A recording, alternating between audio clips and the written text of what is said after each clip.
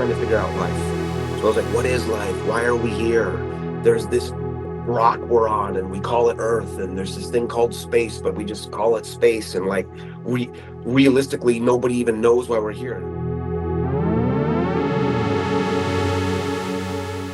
By the time you come out of it, anyway, we don't really come out of life alive. Les Brown would say, you cannot make life alive. We're talking about trials and tribulations that make you, who you are. And that's like why I bring any of these stories up, because I want people to know how to persevere. How you heal is by facing what have happened. Sure. Now, you put it below you. Now, you are saying, the monster is coming. You tell the monster, I am bigger than you. I overcome you. Then the monster becomes small.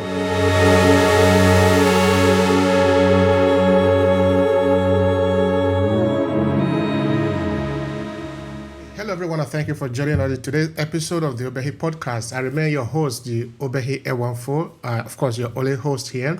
So we love to talk about story. We talk about ourselves, talk about where we are coming from, talk about also the most powerful instrument that we have, because that is our experiences to differentiate ourselves in the world.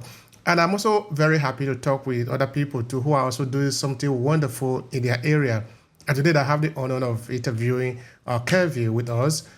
Kevin, would you start by telling the people who you are and where you are connecting from? Sure. So my name is Kevin DeClue, and I'm a multi-platinum music producer, songwriter. I'm aging myself, but I've been in the industry now 30 years. I do a lot more development and management and culture creation now. I also have a book, OCD Manifesto, Turning OCD into Your Superpower. I wouldn't call myself an author because it's only 50 pages, but it's kind of like a tactical manual, and just learning and loving life, or trying to learn every day. Basically, is my goal right now as I almost turn 50. You are almost 50, so you are 50. How old are you now? Because you made mention of that. I'm 48. On March 24th, I'll turn 49, but I'm getting there. It's creeping up now.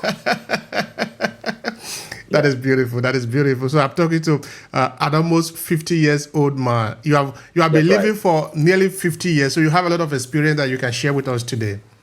Sure, I'd love to. I'd love to, for sure. All right. So Kevin, take us back to when you were like a little child growing up. Help us to learn. We would like to learn more about you. So my life's been pretty wild. Just to start off with, so I was born in upstate New York, and I think maybe like we're talking about trials and tribulations that make you, who you are, and that's like why I bring any of these stories up, because I want people to know how to persevere, which is part of the reason why we're having obviously this podcast together. But when I was about 11 or 12, my mother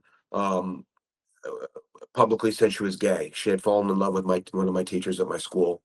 And it was one of the first divorces in the New England area where they were trying to figure out uh, if a gay mother should raise their children or not.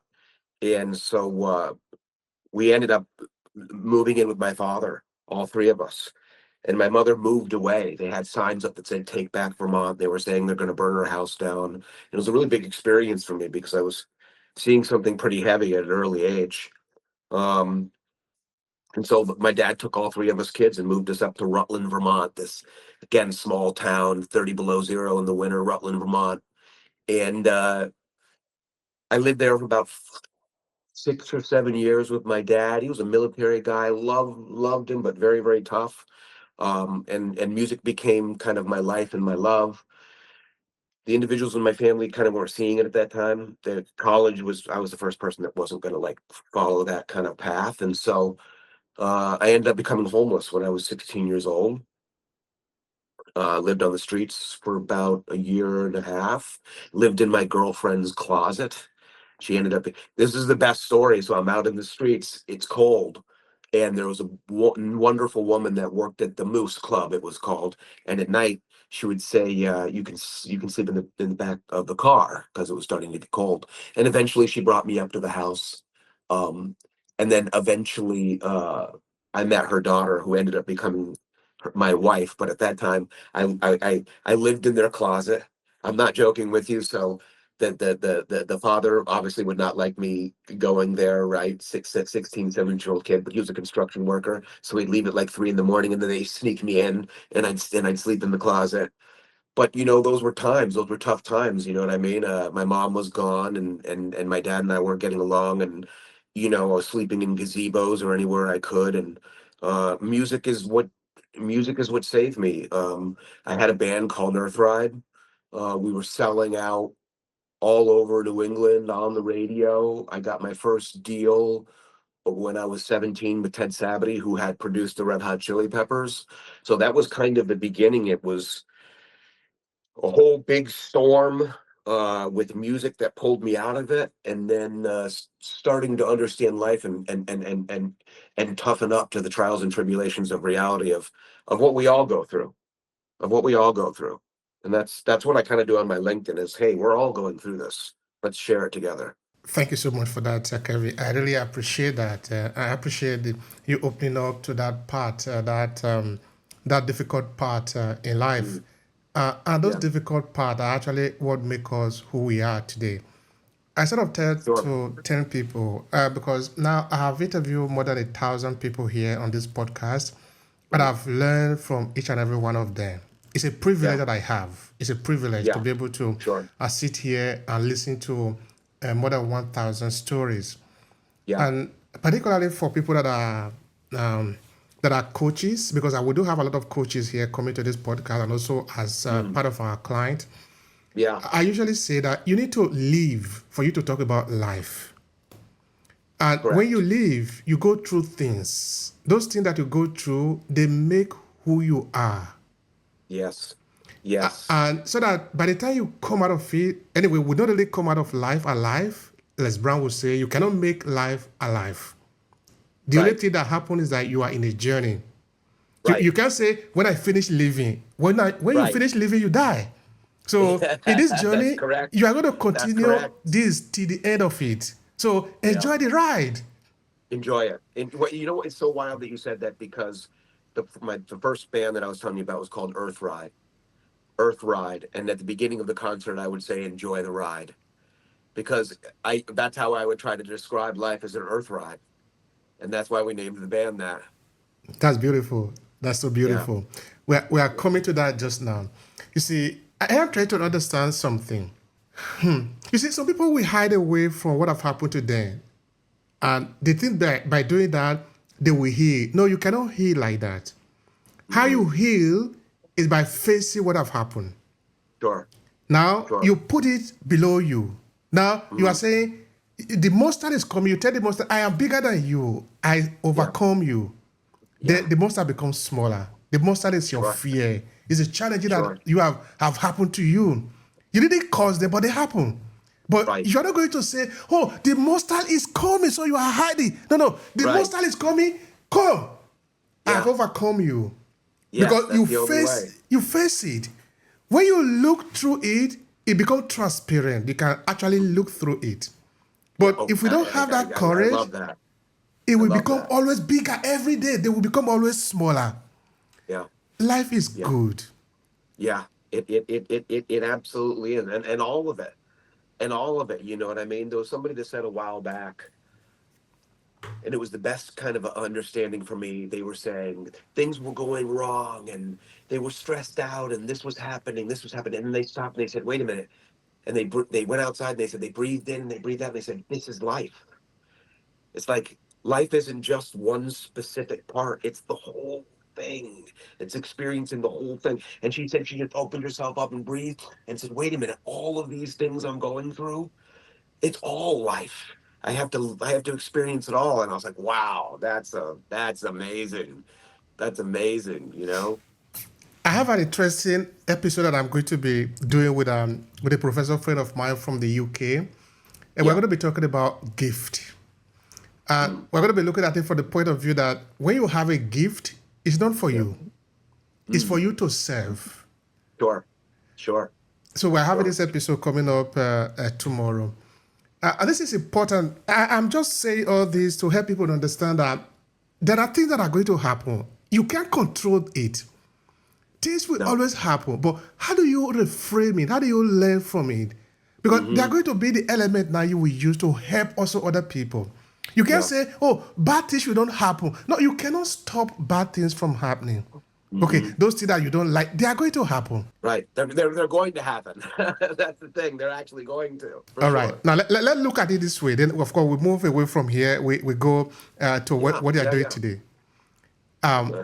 What part of this story do you take along with you to where you are today? Because people, when they look at you, they don't see this difficult challenge. How, Mm. what happened? How your mother abandoned you? What Yeah. happened when you had the challenges with your father, and you couldn't Yeah. have a house to stay? You see, this is actually coincident. Yesterday, I was interviewing this guest from the US, from New York. Then I was telling her, because every episode we start here, we start from your background, where you are coming from. Then I was Right. telling her how my story have been very helpful to me, and how the journey I started here over 10 years ago, researching about the presence of Africans in Italy, northern Italy, have been helpful to me. Because now I learn about them, but I also come to learn about myself because I am part of them and they are part of me. So that the first Africans that came here to Italy, to Verona, where we live, they didn't have a house to stay. Not because they were Right. criminal. Nobody wanted to give them any house to stay.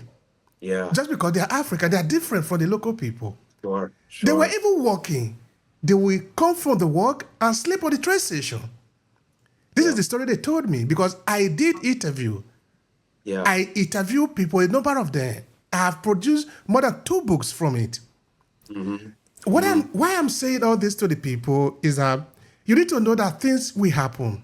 But when these things Mm-hmm. happen, try to learn from it.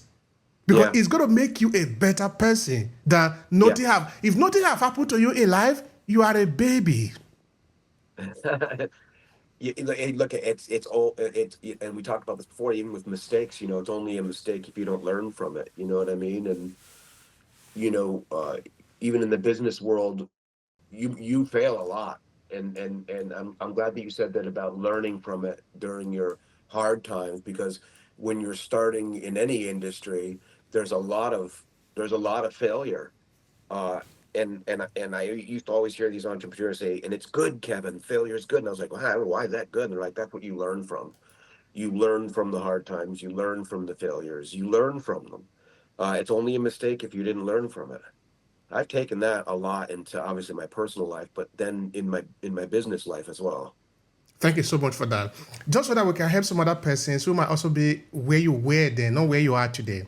Because the reason for sharing our story is so that we can help people to learn, to understand that you are where I used to be. I'm no longer Yeah. there. If I'm no longer Mhm. there, you can also graduate from where you are today to where you are supposed to be. Now, Yeah. for the sake of that, how did you manage to navigate your way out of this difficult time? You are still much younger now. You are still figuring out things. Yeah. Yeah. Um, like I had said, I guess I went a couple. I went. Well, it was an exciting story. I had the band Earthride, like I had said, and the band actually broke up. This was kind of the first time that I dealt with the music industry and the destruction of drugs, because my drummer got addicted to drugs. He was my best friend. He ended up developing schizophrenia. Um, he got um, brain meningitis, and then he ended up developing. Maybe he was already developing it, but he developed schizophrenia, and we lost the deal. The band lost the deal, so I didn't have that band to lean on anymore. So, what logical thing could I think of in Vermont is I traveled all the way to Los Angeles at 17 years old. Musicians Institute gave me this like little prelude, um, free 3 month period. So I got to experience California, which was pretty amazing. And I'll kind of go as quick as I can on that end. I ended up coming to California, took the name an Earthride, moved to San Diego with my girlfriend, who ended up becoming my wife, and tried to make it in San Diego. And that was a completely different turn, like you were saying, because I've got a pretty wild story about when I had moved to San Diego. Like you had said, we had really nowhere to go at the time, and nobody was helping us at the time, and we ended up going into a neighborhood, um, a neighborhood that was as rough as you possibly could imagine, but also beautiful people. It was over in Chicano Park, heavily gang ridden area, and this small uh, a family, took care of us, and I ended up actually getting to understand different cultures, and different styles of music, and different styles of art, and met a whole new world of amazing people. Um, and so did the whole San Diego thing, and then, at the same time struggling myself with started to struggle myself with substance abuse around maybe 21, 22, I would say. Still doing really well. I almost sold like 100,000 CDs on the boardwalk in San Diego, so that part was doing well and all of that. But I was really going downhill for the other side of my life. I ended up getting a deal with Charlie Midnight, very famous songwriter. He wrote like "Living America" for James Brown, wrote tons and tons of stuff. Um, and I ended up working over at his studio and met Hillary Duff. And Hillary and I were writing a lot together. I really didn't know who she was because my band was like a reggae punk band, and I had a big white mohawk. But everybody was like, "That's Lizzie McGuire." We just ended up becoming friends. Haley, her sister, and Hillary, and they knew that I was going through my wild times, and they were like, "Why don't you go on the tour with us? Just go on tour with us." And so I ended up going on tour with them, and they cleaned me up. I mean, I'm on a tour. You know what I mean? I'm completely, you know, uh, behaving, and they're looking out for me and getting me away from the people I was around, and getting me away from anything that I could possibly do in regards to addiction or substance, and save my life. And so I went through that journey and everything. But like I said, all of a sudden I'm on a tour bus. I'm writing songs with Hillary, and we became number 2 on the Billboard charts. So that was about when I was about 25 years old, which was pretty wild. My story, which is so interesting for a lot of people, my story was, um I started to handle myself personally well, as far as like, the success side of things. But I didn't my OCD in that world that I went into, that didn't happen after success. And so I don't know, a lot of people really don't talk about it. I didn't know how to prepare for success. I didn't have a dollar in the bank. And all of a sudden I had all this money in the bank, and people were being nice to me, and family was changing, and that was the world that was difficult for me. I had always dreamed of making something in the industry.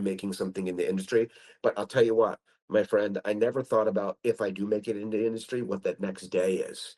So once I made it, I had never prepared for the day after. So I didn't know how I was going to function, and I didn't. And so I went, my life, like you said, the ups and downs. My life was very up and down waves for quite some time before I got it to kind of be more mellow waters, so to speak. So in those moments, what did you have to do to sort of, okay, you say you weren't prepared to have that kind of success, or Yeah, how to manage it the day after, things like that. yeah. When they were happening, were you speaking to people? Were you seeking for advice? What do you think was moving you up and down in the journey? It was, to survive, I guess you would say. To survive, I guess you would say. And I had gone through other things. I mean, earlier in my life, people think, it's so funny because now, now uh, you think it's crazy, but when in 1989 or whatever, you may not, but things like, and I'm sharing this with people so they can kind of understand uh, how stress and anxiety can come into play. When I was like 5 years old, these like 19-year-old kids grabbed me and brought me in the woods and tied me up and burned me and my brother. My brother was No. 7 and I was 5. Um, and so, wild things, right? And then later in my life, you're going to be like, "This isn't true, Kevin." maybe 10, and I got bit by a woodchuck. No joke. They thought I got rabies, but I was allergic to the shot that they gave me. And so my legs didn't work, and the doctors didn't know if I was ever going to walk again. So we had these periods of different things, and like I said, being homeless, and then my mom leaving when I was very young. And to answer it, I didn't. I know it sounds so basically so cliche, but I didn't love myself, right? That was the reality of it, and that's where those ups and downs had come from. Is and I'm reading a really great book right now, Surfing Reality. But in the book it says, uh, treat yourself like you're caring for somebody else, and I did not think that way during those years of my life. It didn't matter. It didn't matter. You know what I mean? Now here's what's interesting: set yourself on fire to keep people warm. I was always still very much, uh, maybe overly wanting to help others, right? Which can put yourself in predicaments, um, if people aren't, reciprocating that. But as far as like making sure I was all right, that wasn't that wasn't even something I thought about until I was 30. At this time, at this difficult time you are referring to, uh, what was happening with your mother and also your father? Did they ever come back to you? Did your mother ever reach out to you? Did you reach out? Tell me more about that. Yeah. My dad did. It was kind of wonderful. So we had a really, I'm going to say a California name, a really gnarly relationship, until my daughter was born. And then he just flipped. You know what? One day he was just like, because he's still alive. He's at the end of his life, but we've become really close. He just flipped one day and he's like, "You've gone through all of this stuff, but you've never turned away from music." And like I said, he was a military man, and then he was a financial banker, and he saw that love of music in me, and he respected the fact that I had never swayed away from it. So he just all of a sudden he turned and he became like the best grandfather, and he became more of like a business mentor to me, um, which was wild. My mom, it never was quite the same. You know what I mean? It never was really quite the same. She was married to that same woman, Penny. I think they were together 14 years. I'd go on the bus maybe once in a while and see them. But it was never the same again. Sorry about that. Mm. Now, if you were to say this is the biggest lesson you learned from those challenges, for those time, what would you Yeah, say it is for you that you are using today in your business? I had a turning point. So I told you I have, before I started really understanding and going into my own regimen and doing all of my meditations and my workouts and my walks and my breathing and my good diet, I really really suffered from OCD, like I had said.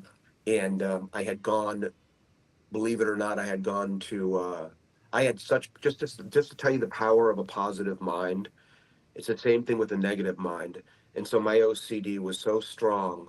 My earlier OCD was very hypochondriac, right? So it was all about hypochondria. My brain kept thinking so much. This is an interesting part real quick that I'll bring through, so I think it'll understand for the audience. But my sister's really close friend, when we were in high school, they were seniors. No, he had just graduated. He had died of AIDS. And this was 89, 90, maybe 89, 90. And this is, if you had AIDS, uh, you're in real trouble. Um, and he was gay, and I think you remember, it used to be called GAD, gay associated disease. It wasn't called AIDS or HIV yet. So kind of like I saw with my mother, I saw them really, just negatively bringing out this energy towards somebody that was sick and losing their life based off of, you know whatever they were doing. It was just a regular guy. You know what I mean? He gets sick, and all of a sudden there's people turning on him, and I just saw this like hatred. It was horrible, and it affected me. So of course, with my OCD, and my hypochondria, I'm like, well, maybe we all. This is back in the day, like maybe you can get AIDS from your fork, or maybe. kissing my girlfriend, or people were panicking back then. People don't understand now. It really was a horrible, horrible, horrible time. So I ended up thinking, maybe I have AIDS, maybe I have AIDS. This was the beginning of my OCD. I didn't understand that my brain was on a skipping mode, and it was kind of trying to protect itself. But I thought about it so much, I started getting the symptoms of corpus sarcoma on my skin. Okay, it was so psychosomatic that I started actually getting symptoms. And I went to Dartmouth Hitchcock. It was a mental hospital, it was a depression center, and they were studying me. And the lady that was with me, Diane, she was getting electric shock therapies. And when you wake up from ECTs, you can't remember anything. And she was dying of cancer, and she had only asked, I want Kevin to sit at my bedside, and I want him to tell me that I'm dying of cancer. This was a heavy story, but this beautiful woman, Diane, we became close friends. And like I said, she was doing ECTs. I was there, you know, helping her. And it was the beginning of me looking, I'm worried always about myself in that way. And here's somebody that's losing their memory every time they have ECT, and coming back up and trusting me to tell her, that she's sick. And why am I, that was the beginning of me, like, why am I complaining about this? And then I did that one more time at the depression center, right? And I'll tell you how the wall hit. And then after my success, I really couldn't deal with anything, and believe it or not, I ended up in a maximum security mental hospital. And I'm talking about the razor blade fences and the guys with the guns and the yard, that type of a thing. And they were like, we're throwing away all your paperwork from before, and you're stuck in here, basically. And I remember laying on this plastic bed and being like, how did I get myself here? You know what I mean? How did this happen? And I missed my daughter, and I didn't want to keep touring. And I just kept being like, I'll never forget it. Cause I just remember being on the bed. I'm like, if you don't figure this out for yourself, I literally was like, no one's coming to save you. No one's coming to save you. And then I was like, there's only one person, my friend, that's going to be saving you right now. Of course, I'm a true believer in God. Thankfully, that was here in my heart. But for me, uh, I've already been given the tools to be able to battle this awesome life. And so I remember just being on the bed and being like, you're either gonna get up and take care of yourself, or you're gonna die in here. And a couple of days later, I just don't know how this happened. uh, I went to one of the doctors, and they were like, what are you even doing in here? I did a read up on you. You're number 2 on the Billboard charts right now. You're like, what are you doing? And I was like, well, and I explained to them, they're like, we're going to give, we're going to release you, and you're going to be going into a new program, and you're not going to have to be here anymore. We're going to do something different with you, as far as trying to figure out how to deal with my OCD. And so I'm not joking with you. That was the day right there. I mean, and this place had like solitary confinement, and it had like the double metal doors, and I remembered that was the day. And I remember opening the door and leaving, and I was like, I will never, ever, ever go back into that kind of place. And you know what I realized? I realized that that was the symbol of my mind. I was locked, and I had those barbed wire fences, and I wasn't, you know what I mean? I was just in there. And all of a sudden, I was like, I'm going to break free from that. I'm going to break free from all of that. I'm going to learn from that, from the past.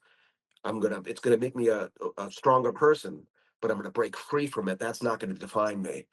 And I'm gonna try every day to be a better person. Thank you so much for sharing that again. Uh, I'm happy that um, you say you are using what you have learned to also help other people, Mm, uh, because yeah, this is actually the essence of life. This is what we are doing here. This is why we are yeah, alive. yeah, Muhammad Ali says that the service we render to other people is the rent we pay here on earth. yeah, That should be important for everybody. Uh, It's so, and I love that you said this is the reason why we're here. One of the things where I had the depression earlier on in my life was I was trying to figure out life. So I was like, what is life? Why are we here? There's this rock we're on and we call it Earth, and there's this thing called space, but we just call it space. And like we realistically, nobody even knows why we're here. And then just like you had said, you're such an awesome person. Just like you had said, all of a sudden one day I was like, the whole meaning of life is love. The whole meaning of life is love. That's it. That's and helping others is why we're here. It's that simple. It's and I remember and I was like, oh, that's what it is. That's what it is. And Absolutely. it's been awesome ever since. You know? Yeah, I appreciate the time that we are having here. Thank you for this sharing. And I believe Yeah. that the people that are listening to us, they are also learning. If you are learning, please share with us because we are here for you. We are here to share with you so that hopefully you can also learn from it and you can also share with other people. You see, you are taking, elaborating, and giving. Yeah. Nothing really belongs to anyone, any single one of us. It belongs to all of us. This life Yes. that we are sharing belongs to all of us. So our Yeah. participation is just to share. That is it. We are a little antenna. Yeah. You receive the signal, you pass it on. The other person That's receive right. it and it pass it on. You That's can't right. consume this word. No. You can't say, "Oh, this word now belongs to me." Mhm. You can't. No, You can't. You're absolutely right. thank you so You're much for absolutely that. right. Now, Yeah. let's talk a bit about music. Yeah. You said something that I love very well. Mm. Music saved my life. Yeah. Please expand on that a bit more. Um.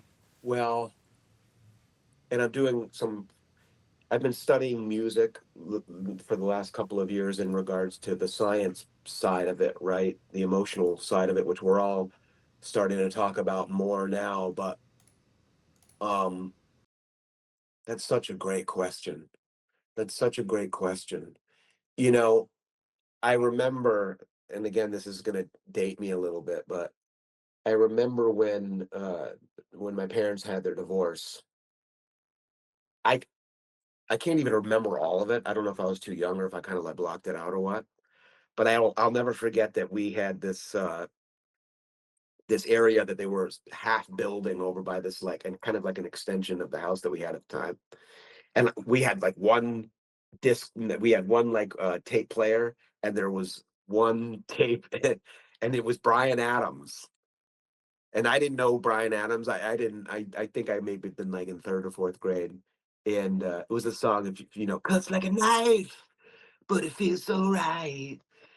And I remember listening to that record, and for some reason, it made me feel good, and I had no idea how to make it. Probably needs to thought about, and I just remember, what this makes me feel like the pressure's it's relieved. What is this, And then I'll never forget. You'll love this. I started getting kind of more nervous and more scared when I moved from Woodstock and we moved to Rutland, and my mom had left, uh, and my mom had left, and so it was just the three of us and my dad, and so I found the found the record "Appetite for Destruction" from Guns N' Roses, right? So all of a sudden, because I'm in this mode where I'm like kind of just like nervous and kind of shy, and next thing I know, I'm like, "Welcome to the jungle," you know what I mean? And it's this music, and and again, it started making me feel a certain way, and I was like, what is this, man? And then I got a little bit more into the OCD, maybe like I'm 16, and then the Chili Peppers came out, and I was like, I got a bad disease. From my brain, my soul to squeeze. And I was connected to what Anthony Kiedis was doing, and it just kept going. And I was like, I don't know. It was always my friend, books and music, and it always seemed to be speaking to me. It always seemed to be speaking to me and always there for me. Um, And I swear, and I don't know, we've all felt this. And sometimes when you listen to some of the lyrics, you're like, hey, wait a minute, do you know me personally? Because this is resonating really, really well with me. I mean, it's just, I guess, all of us as artists sharing with each other.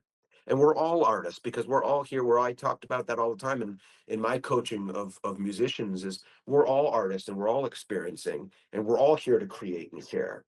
But I didn't understand that yet. All I felt was this love, and it saved me. And then from there, when I started picking up the guitar and playing and writing and singing and sharing with them, and the whole thing became this orb of energy, of love and sharing, of the struggles and happiness and of life, like it's actually communicating that with each other. You know, it's funny. Once in a while I want to say to somebody like at the grocery store and just turn to them and be like, "Isn't this wild?" And they're gonna be like, "What are you talking about?" And I'm like, "Life. We're human beings. Isn't this wild?" You know, and we really don't do that, like just out in public, but as artists, we always are communicating with each other and basically saying, "Isn't this wild? Let me sing to you my experiences and my perception of this thing we call life." Thank you so much for that. Thank you so much for that. You see, Yeah, you said that because any person that is watching this recording later on is going to find a common thread along it, which is that yes, we are here to share. yeah, And you said that all artists are just sharing because sometimes you find the frequency to connect yeah, because all artists usually have a signature in their yeah, creation. And yeah. because sometimes our creation are not just independent of us, we are actually tapping into a source higher than us. Oh By the yeah. time we're able to arrange the frequency the way it was supposed to arrange, somebody else, whether the person know you or not, is able Hmm. to feel it in a deeper Right, sense. So, right. like you were saying, do you know me? Like you are speaking to me. But you have never Yeah, even seen this person before. right, right, Why? Because we are human beings. This is what we are supposed right. to do. We Yeah, are for supposed to sure. be each other's sugar in the tea. You know, Yes, I love that. I love that. so I that when love that. something is happening to you, you don't need to face it all alone. Look for Yeah, some other persons who can become who can help you. We are supposed to help each other. yeah, Life for is sure. supposed to be like that. That is that is. I'll tell you a quick parable that somebody told me years ago, which I thought was interesting. I think you'll like it. Is they had this parable of this angel, and this angel uh, brought this individual. Um, he brought this individual uh, to hell. Okay, and in hell, everybody had no arms, but they had feet, and everybody was, obviously this is a parable, and everybody was starving. Okay, and they were like, in this parable they were like, I just want to show you something. And so it wasn't literal, right? But it was like, in hell, you no arms, you have your feet, and everybody's starving. And he goes, now let me bring you to heaven. And he brings them to heaven, and everybody in heaven has no arms as well. And he's like, well, they all look so healthy and they all look so wonderful. They don't have any arms, just like everybody doesn't have any arms down in hell. And he goes, let me show you. And he points over to the left, and he sees one person with no arms feeding the other person with their feet. That is so good to hear. You see, I'm forgetting this name of this. I think it's an English philosopher. The way he described the futility of life was really actually quite interesting. He said, Mm. when we are born at the precipice, which is a very deep hole, a bottomless hole, call it like that. There is no end to it. Yeah, At the moment that you are born, you are falling. yeah. Then you see other people that are falling like you too. You see the Hmm. houses, the mountain, the hatred, the love, the music, the everything is falling with you. But Yes. what do stupid people do? They say, "Oh, it's me. I'm gonna grab onto this. I will hold it." But the thing Yeah, that you are yeah, holding is falling with you. You are falling. So the only sense out of life is yeah, if we can love each other. We are in a journey again. Let's go yeah, back to the conversation. We are in a journey again. You yeah, cannot make this thing alive yeah, yeah. because at You the you end you of really it, you can. you cannot be the way you are. Yeah. So let's enjoy the ride. It's funny you said that because just the other day I was thinking of something that people have been saying for years. I'll go with the flow. And then I finally thought about it. Wait a minute. Go with the flow. Go with the flow. Right? So if I'm in the river and I've got my canoe, I can either go with the flow or I can take my oar and I can try to put it down. Well, what's going to happen? My boat's going to turn. It may tip over.